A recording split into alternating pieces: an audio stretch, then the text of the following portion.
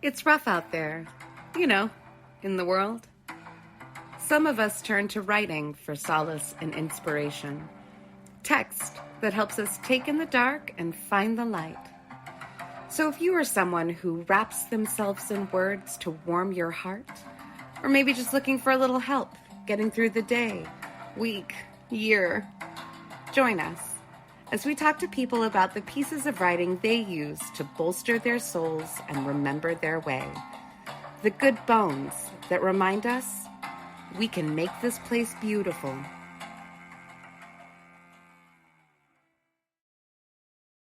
Hello, and welcome to the Finding Good Bones podcast, a literary podcast all about the writing that helps us sit with the dark and look to the light. I am one of your hosts, Kate. I am the other host, Amy. We did that so well that one time. That's like the best we've ever done it. The best we've ever done it. Oh. Yeah. Amy, what are you reading? I started a book called The Southern Book Club's Guide to Slaying Vampires. Yes. Sounds awesome. Yes. It's Southern. I'm Southern. Yeah. It's a book club. Nice. Slaying vampires. All good. You have a better view of book clubs than I do, but yeah, keep going. Well, yeah, I can't remember the last time I was in a book club. Anyway. Slaying vampires. It was, so one of our previous guests, Liz Larson, said she was reading this book, and she said it's good, but there's some stuff that's really gory, and I don't know if I'm going to be able to finish. And I was like, okay, I hate gore also, but the book sounds so good that I'm just going to go ahead and get it. And then I got to the first gory section, and I was like, I don't know. I don't know. Fair enough. So that was about 2 weeks ago. Yeah. We will check back in on this journey. Yeah. I keep thinking about it, like the lead up, all the stuff before. I was like, I like these characters. It's really interesting. This story looks like it's shaping up. Oh no. So yeah. I don't know what's gonna happen. I don't know. I mean, honestly, like I enjoy. I'm not too big into like super gory stuff, but I'm okay with it. But that's also how I feel like when a book gets too horny in a way that like makes me embarrassed, where I'm like, oh, ugh. Yeah. I mean, what if we just fade? And I'm not I enjoy my fair share of like smut and things, but like I guess I just want it to be labeled correctly, because I'm like, oh, I'm so sorry. I was here for the dragons. And now there's some very uncomfortable sex scenes happening. And can we just, This is labeled as horror. Yeah, fair enough. The thing is, I do like horror. Mm-hmm. It's just hard to find some that isn't like, how many vertebrae can we show? Mm-hmm. And, what consistency are brains? Let's look at it. So I love hear it. They're like a little gelatinous. I know. Well, we know that because of how many we've seen it in movies. Yeah. Anyway, so I do have trouble finding horror, and a little gross is fine, but seriously, come on, man. Yeah.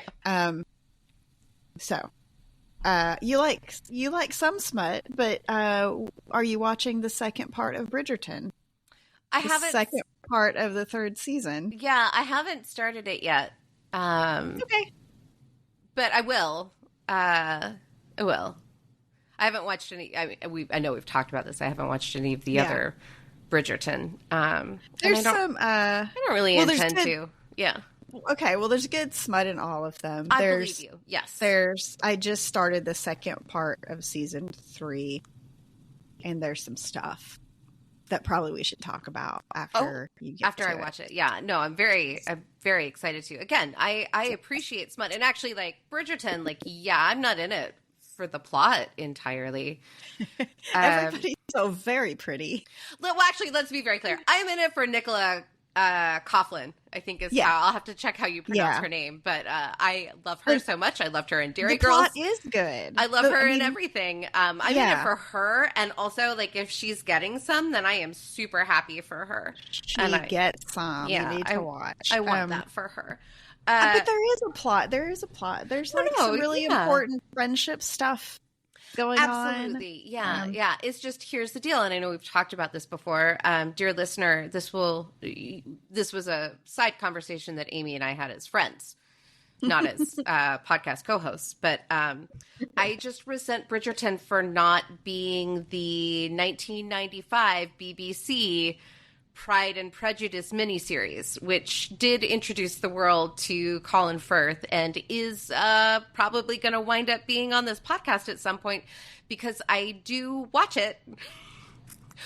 Actually, it was one of the things about the Barbie movie that was so spot on. Like, when everybody's sad and, like, suddenly Barbie's watching the Pride and Prejudice miniseries, and I was like, oh, shit.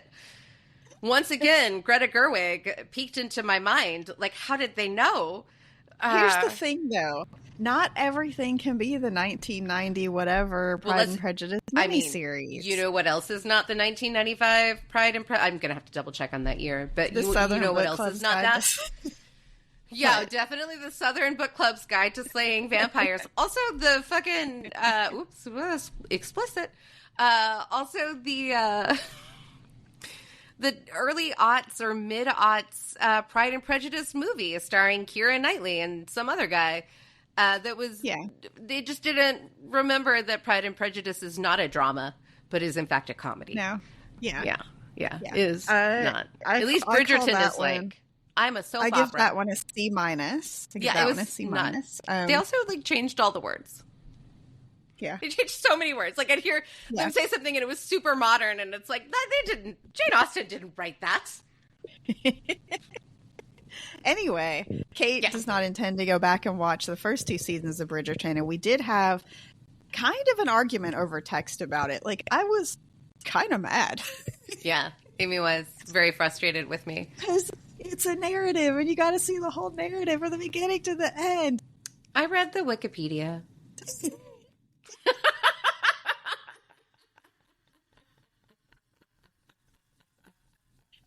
Oh, and somehow we're still friends.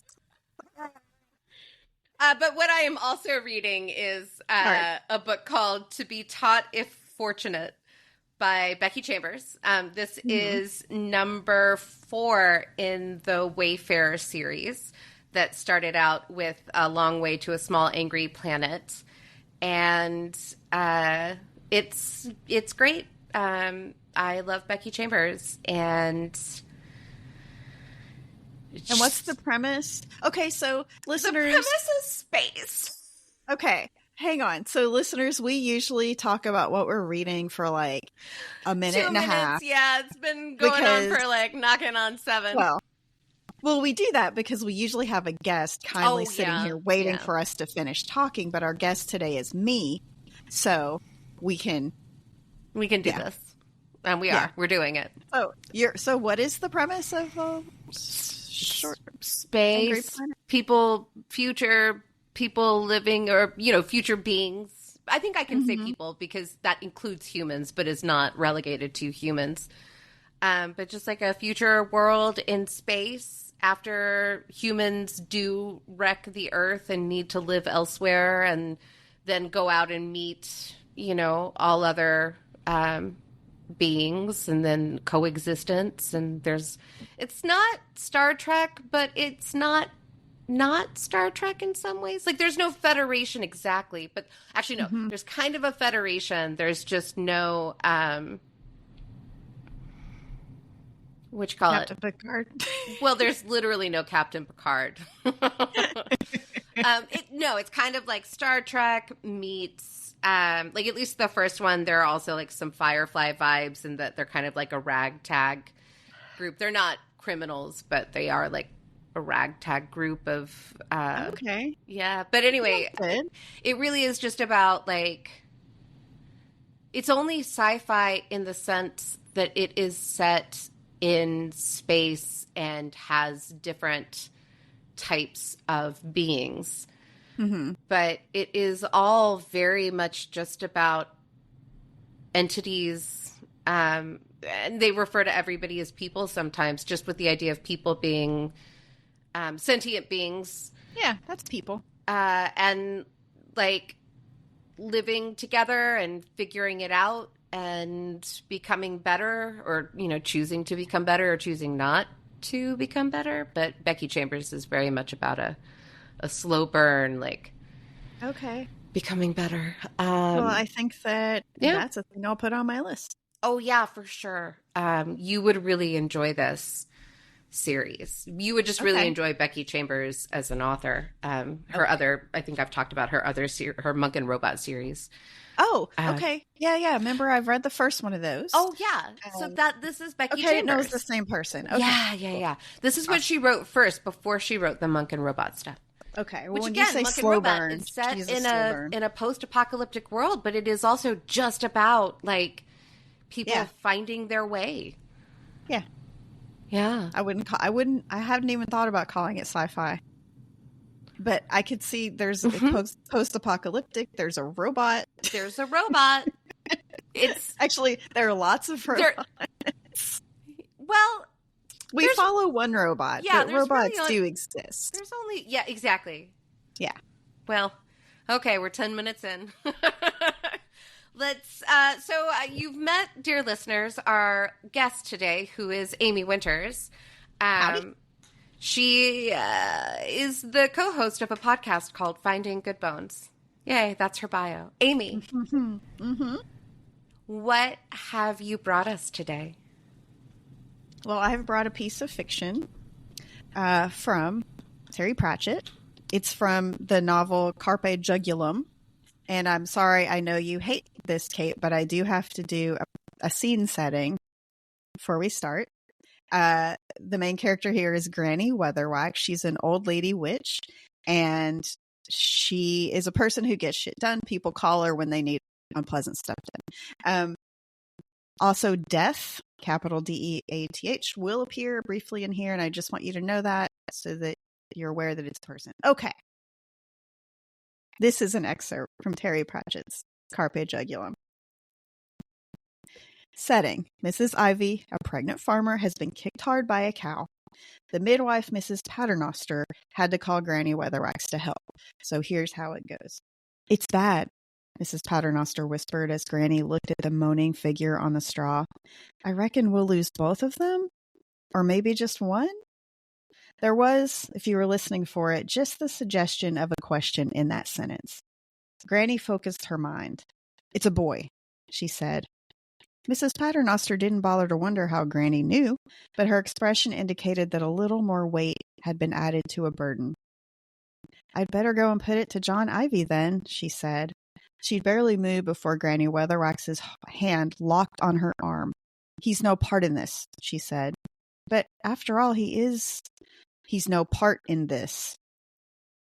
Mrs. Paternoster looked into the blue stare and knew two things.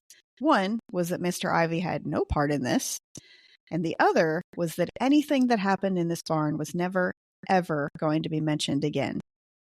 I think I could bring him to mind, said Granny, letting go and rolling up her sleeves. Pleasant couple, as I recall. He's a good husband, by all accounts. She poured warm water from its jug into the bowl that the midwife had set up on a manger. Mrs. Paternoster nodded. Of course, it's difficult for a man working these steep lands alone, Granny went on, washing her hands. Mrs. Paternoster nodded again mournfully. Well, I reckon you should take him into the cottage, Mr. Paternoster, and make him a cup of tea, Granny commanded. You can tell him I'm doing all I can. This time the midwife nodded gratefully. Granny caught sight of the moon through the unglazed window, between the light and the dark. Well, sometimes that's where you had to be. Now Death shows up. Granny says, Do you know who you're here for? That is not my choice, Death said. On the very edge, you will always find some uncertainty. Granny felt the words in her head for several seconds, like little melting cubes of ice. On the very, very edge, then, there had to be judgment. There's too much damage here, she said at last. Too much. A few minutes later, she felt the life stream past her. When Mrs. Paternoster tremulously knocked on the door and pushed it open, she glanced down at the rolled-up blanket in the straw that Granny had tactfully placed it out of sight of Mrs. Ivy, who was sleeping now. Granny saw the faintest gray shadow of disapproval in the midwife's expression. "You still reckon I should have asked Mr. Ivy?" she said. "Well, that's what I would have done," the woman mumbled. "You don't like him? You think he's a bad man?" said Granny, adjusting her hat pins. "No! Then what's he ever done to me that I should hurt him so?"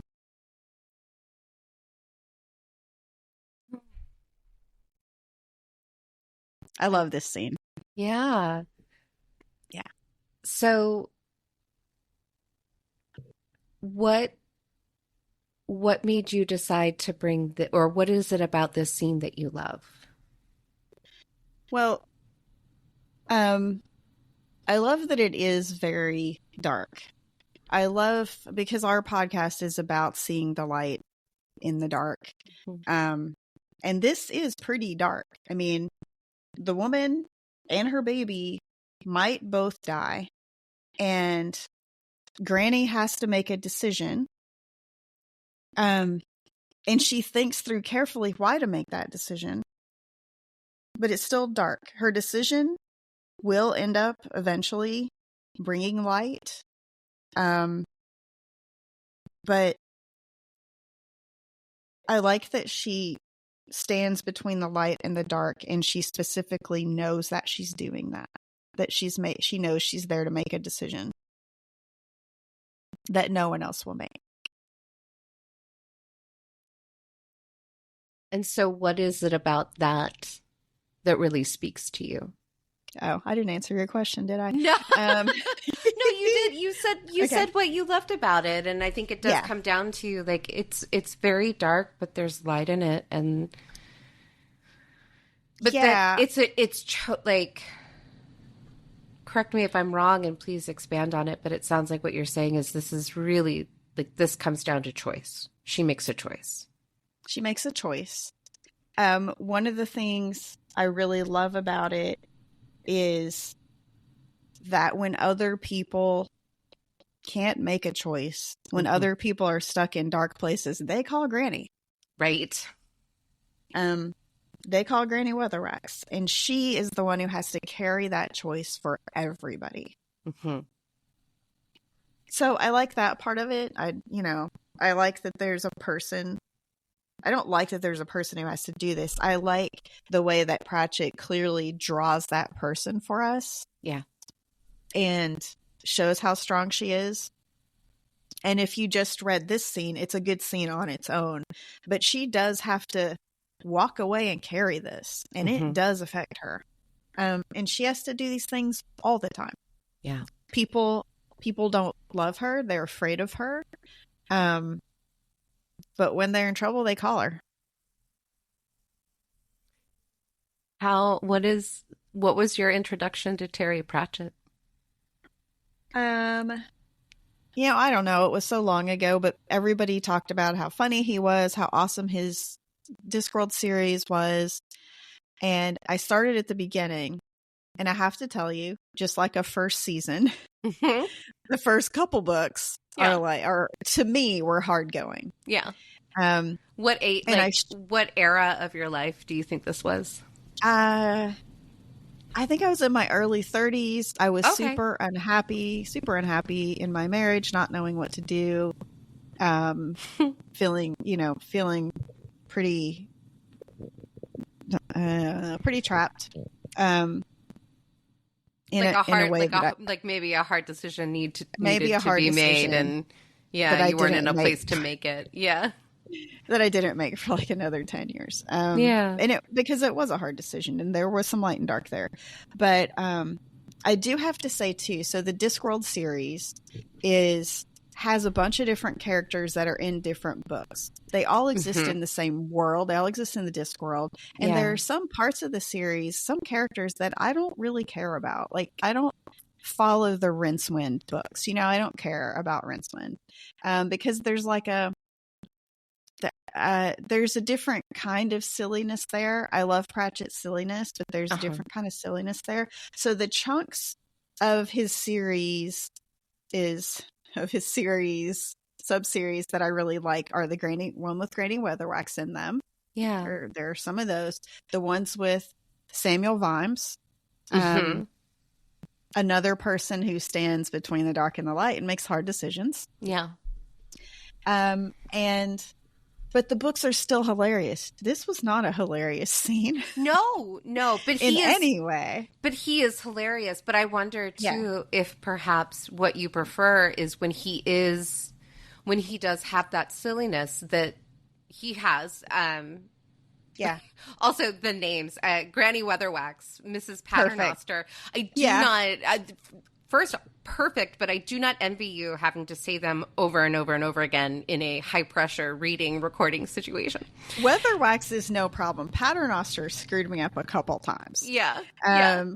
But there's so much humor in the whole thing, and then it'll like compress into this hard stuff. Yeah. And it's hard all the way through, but there's comic relief. There's Nanny Ogg. There's like a three witch. There's always a trio of witches. There's Granny Weatherwax, and then there's Nanny Ogg, who's a jolly, fat lady who's had 1 million kids and who carries some brandy stuffed in her, what do they call those, petticoats or whatever, all the time. Yeah. Well, look, if she's had a million kids, she needs some brandy. Oh, a lot. And there's no mention of a Mr. Ogg, and even if there was, he would they be would take her name.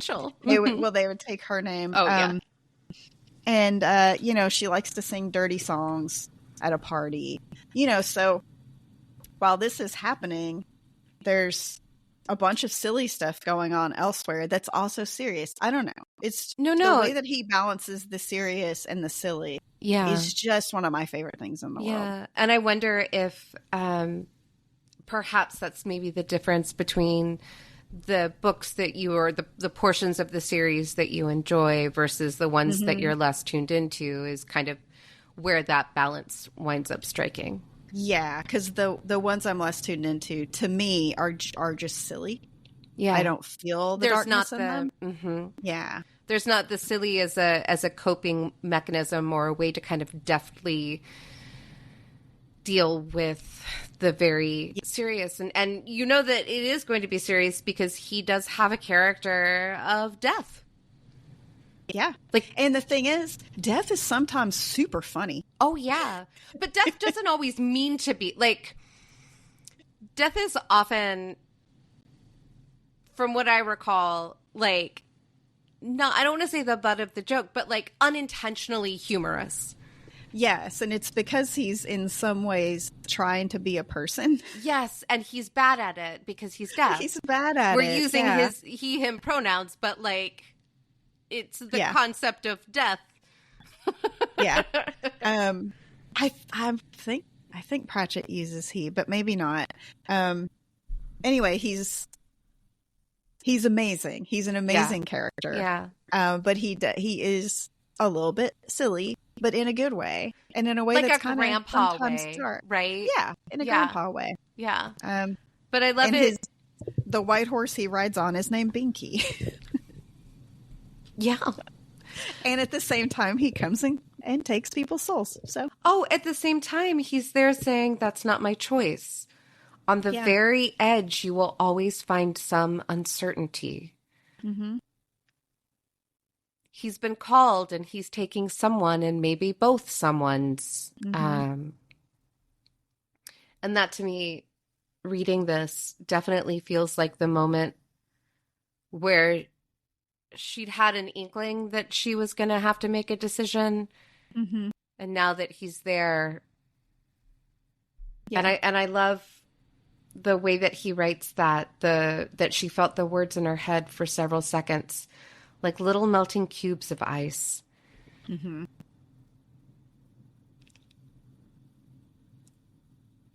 One could take that, and I don't know if this is how he meant it, but I guess how I feel it is, many times I've certainly been in difficult situations where I've been frozen. Yeah. And then I've been given a time limit by an external factor, right? Mm-hmm. And that's kind of what I take from that. The little melting cubes of ice are actually also like... They're like an hourglass. It's time. Yeah. Well, that's the freeze instinct that she's had, right? Like that's been her, it's what she's been putting off. That she is... I don't know. Oh, you don't know? I don't know if I would read it that way. How do you read it? I didn't feel like she was putting it off. I felt like she was, I don't want to say making a cold decision. She wasn't putting it off. She was literally thinking it through. Mm-hmm. Even though I think that when she got there, she knew what the answer was going to have to be. Because she said at the very beginning, it's difficult for a man working these steep lands alone. Like she was already thinking through what that decision might have to be. But that's what it is. Like, and I guess that's what I mean a little bit by the freeze. Like, I think she was hoping that she might not have to make this decision. Yeah. That maybe she could, I think that maybe she was hoping that she could save them both. And as soon as death showed up, it went from maybe I can save everyone, even though I know that's not likely, right? Yeah. Yeah. To it's either one or two leaving. Mm-hmm. I agree that I think she had an idea about what she would choose if she had to make the choice. But I do think that it was death showing up that let her know that this is a choice that she would be making today. Mm-hmm. Mm-hmm. It's not like she wanted to make that. It's not like she was like, clearly I'll choose the wife or whatever. It was, it was clearly like one of them is going to die. And what can I do to make sure one of them lives? That was the, who has the better chance? Yeah. Is there a particular time, like I know that you reread these frequently, do you ever think about this scene? I think about this scene all the time. There's also a scene near the end of the book that I think about all the time, but that would be a spoiler. So I can't tell it to you, but have you read this book? A long time ago. Maybe. Okay. Yeah. Maybe I'll tell it to you later. But this book in particular is light and dark because the whole time the vampires have shown up in their teeny little mountain town, and they're messing with everyone's minds. They can't get into hers, but they know whether they know it or not, nor would they want to. But she's the one she practices this thing that she calls headology, which is basically psychology. Yeah. And she normally would be able to like make them go away, just by, thinking at them in some ways, and she can't. Mm-hmm. And so this whole book is her being balanced between like, there's evil here, and also in these little small scenes that aren't with the big plot. Mm-hmm. It's there too. One thing that I also love about this is right after this part that I read, she is standing by the cow, and she's like, she had a thorn in her hoof or something. She's like, tell him not to blame the cow, tell him not to kill the cow, because like they need that fucking cow. And so it's not like the cow was being a jerk. Right. The cow was in pain and lashed out accidentally. And so Granny also was being like very matter of fact about that too, like thinking through, as much as people think she's like a mean old lady with cold. No feelings. Cold, mean, no feelings. She actually thinks through what people with feelings need. So she does understand feelings. I mean, we know she understands feelings, in fact, probably more than others because of how she closes this scene. Yeah. With the, Mrs. Paternoster, who wanted this decision made for her and didn't want to have to own anything and was going to put it on a grieving man. Mm-hmm.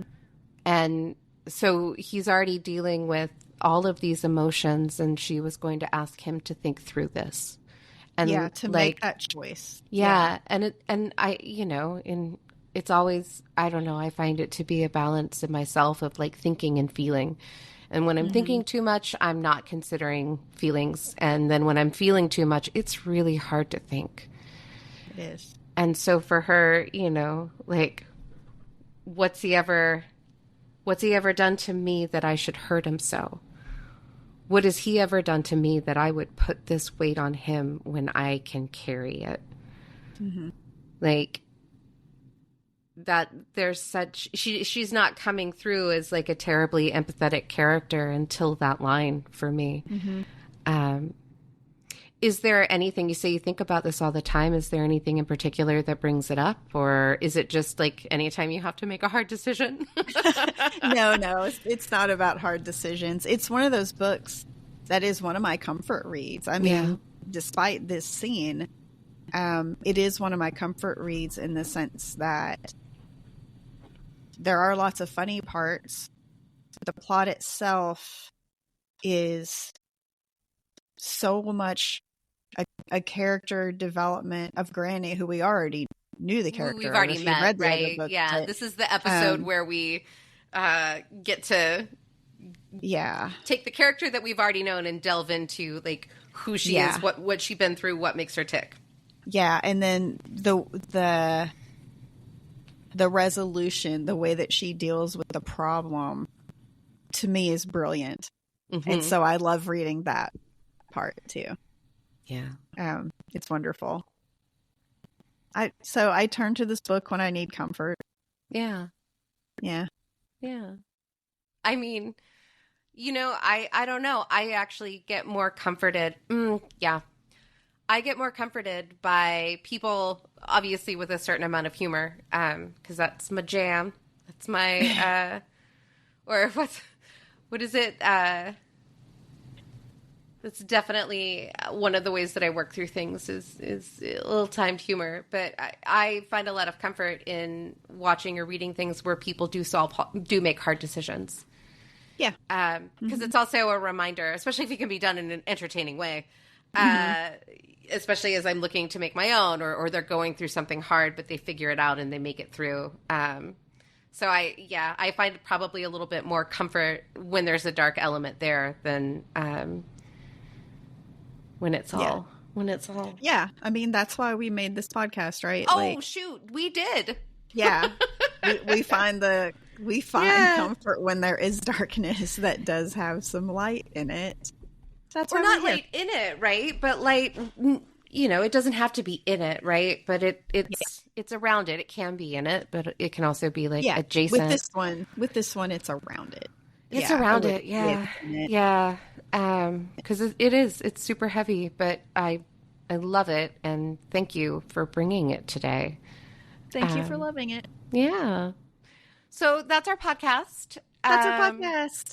If you would like to receive your own personalized recommendation for a selection, a good bones, if you will, then please email our email at findinggoodbones@gmail.com, or you can go to our website, findinggoodbones.com, and go to the contact page and just fill out that little form. Am I supposed to say something? No, I just was inhaling. I was swallowing water, so we both. Yeah. We both Everybody did life-saving things. Elementally bound. So thank you, dear listeners. Thank you, Amy, for double duty as both our guest and co-host. And thank you for joining us as we go finding good bones.